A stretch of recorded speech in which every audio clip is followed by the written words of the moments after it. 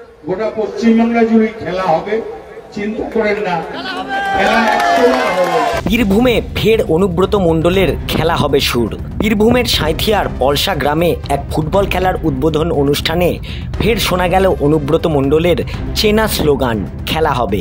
শনিবার দুপুরে মাঠে উপস্থিত জনতার উদ্দেশ্যে তিনি বলেন, পশ্চিমবঙ্গ জুড়ে খেলা হবে, আপনারাও খেলবেন, আমরাও খেলবো, সবাই মিলে একসঙ্গে খেলবো এবং জয়লাভ করব। 34 বছর ধরে বন্ধ হয়ে গেছিল, মমতা ব্যানার্জি আসার পর আবার খেলা স্টার্ট করলো। 26-এ ইলেকশনের আগে মাঠ পলসাতে এখানে খেলা স্টার্ট করেছে।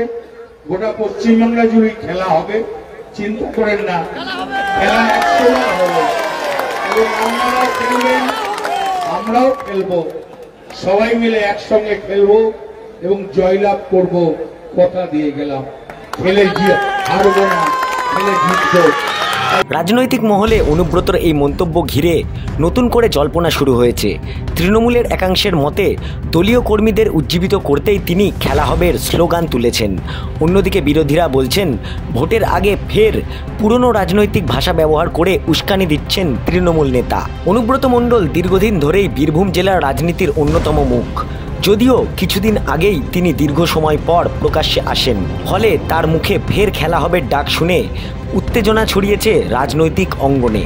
স্থানীয় মানুষজনের একাংশের মতে ফুটবল মাঠে তার বক্তব্যে রাজনীতির ছোঁয়া থাকলেও অনুব্রতর সহজ সরল ভঙ্গি ও উপস্থিতি অনুষ্ঠানে অন্য মাত্রা যোগ করেছে।